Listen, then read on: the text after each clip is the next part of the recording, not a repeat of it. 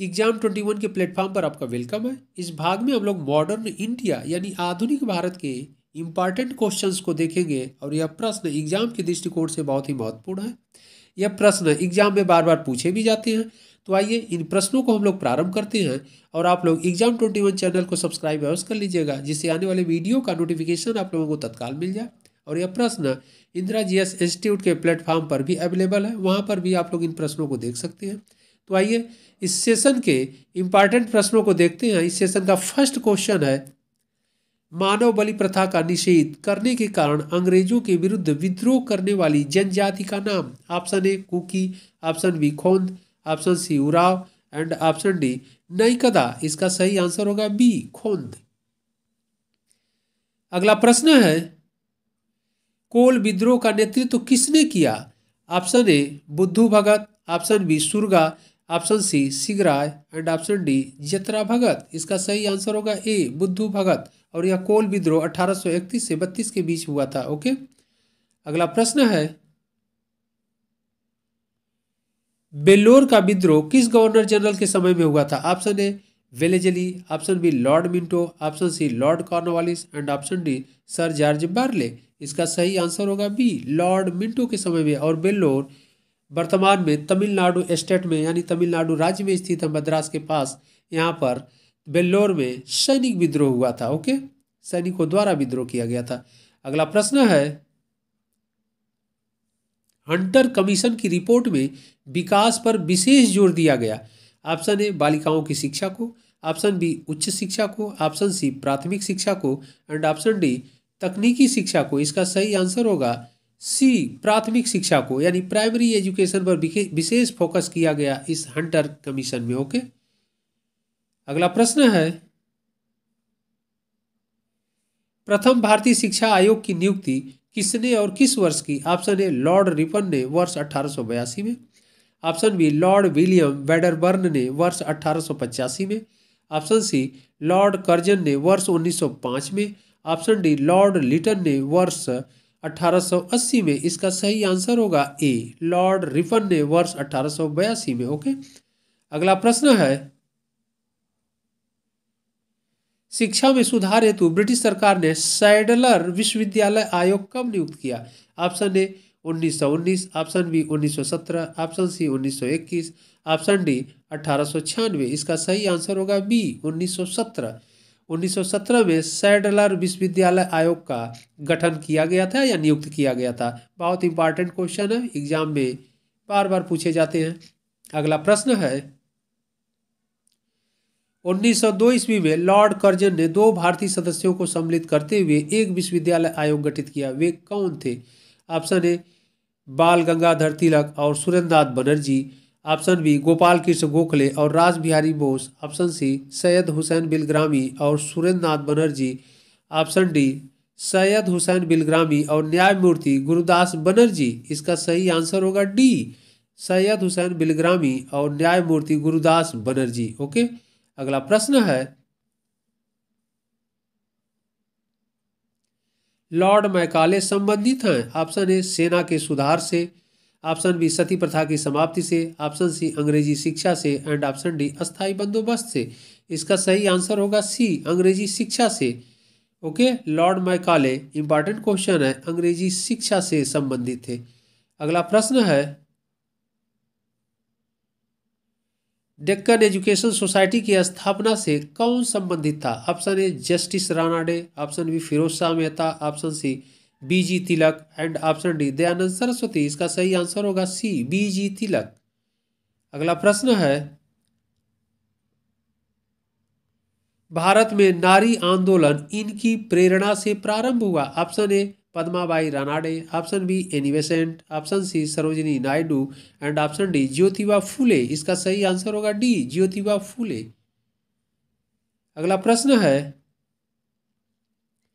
बहुजन समाज का संस्थापक कौन था। Option A Shri Narayan Guru, option B Mukundrao Patil and option C doctor BR Ambedkar, option D BR Shinde. इसका सही आंसर होगा बी मुकुंदराव पाटिल।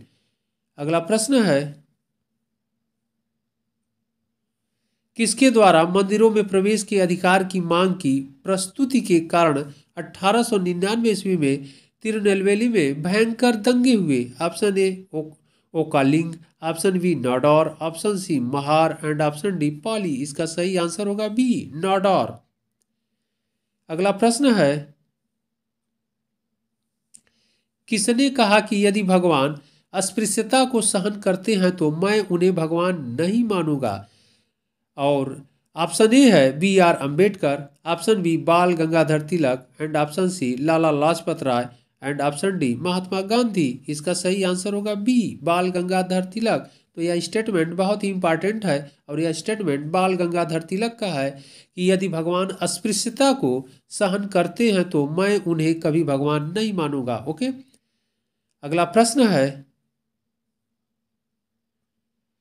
भारतीय राष्ट्रीय कांग्रेस का एकमात्र अधिवेशन जिसकी अध्यक्षता महात्मा गांधी ने की थी? ओके, ऑप्शन ए इलाहाबाद अधिवेशन 1921, ऑप्शन बी गया अधिवेशन 1922, ऑप्शन सी बेलगांव अधिवेशन 1924 एंड ऑप्शन डी कराची अधिवेशन 1930।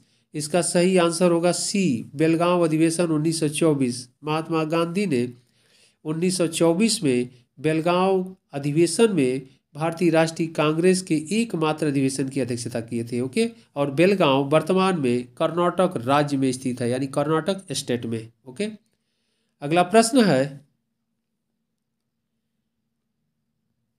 इनमें से कौन सबसे कम आयु में भारतीय राष्ट्रीय कांग्रेस का अध्यक्ष बनने वाला व्यक्ति था? Option A Jawaharlal Nehru, option B Abul Kalam Azad, option C Anand Mohan Bose, option D Bhupendra Nath Bose. इसका सही आंसर होगा बी अबुल कलाम आजाद।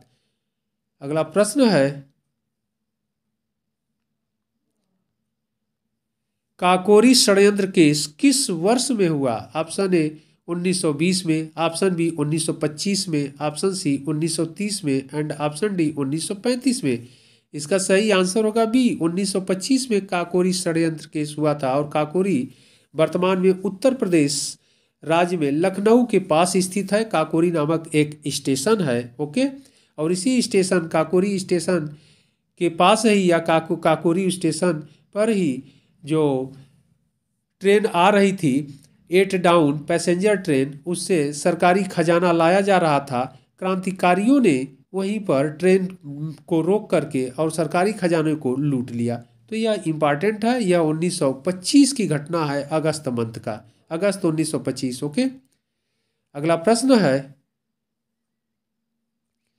सरकार के विरोध में असेंबली में बम फेंकने के समय भगत सिंह की उम्र क्या थी? ऑप्शन ए 21 साल, ऑप्शन बी 21 साल से थोड़ा ज़्यादा, ऑप्शन सी 25 साल एंड ऑप्शन डी 25 साल से थोड़ा ज़्यादा। इसका सही आंसर होगा बी 21 साल से थोड़ा अधिक उस समय भगत सिंह की उम्र थी। ओके, अगला प्रश्न है, बंगाल विभाजन की घोषणा की गई? ऑप्शन ए 19 जुलाई 1905 को, ऑप्शन बी 7 अगस्त 1905 को, ऑप्शन सी 15 अगस्त 1905 को, ऑप्शन डी 16 अक्टूबर 1905 को। इसका सही आंसर होगा ए 19 जुलाई 1905 को बंगाल विभाजन की घोषणा की गई और उस समय भारत का वायसराय लॉर्ड कर्जन था। ओके, अगला प्रश्न है,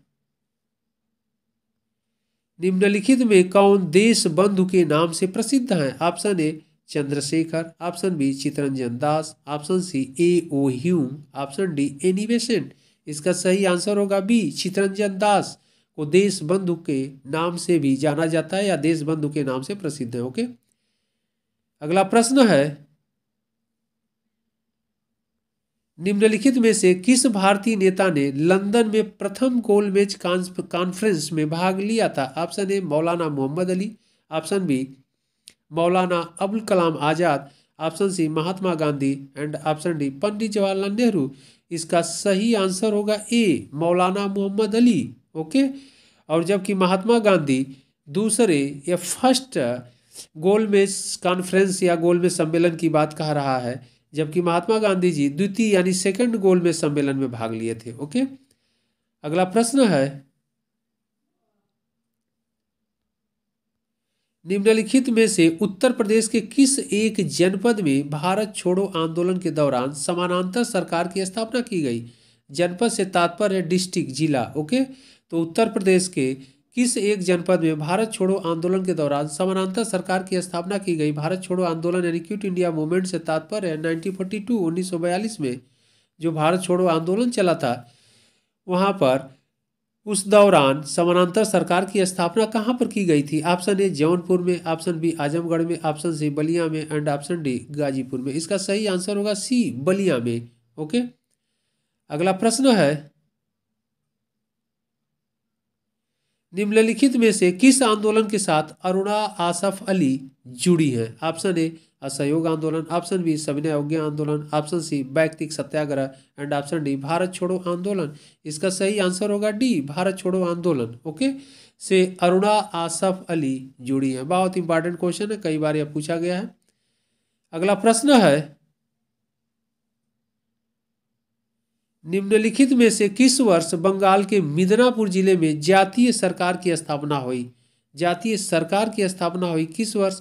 option A 1939, option B 1940, option C 1941 and option D 1942। इसका सही आंसर होगा डी, 1942।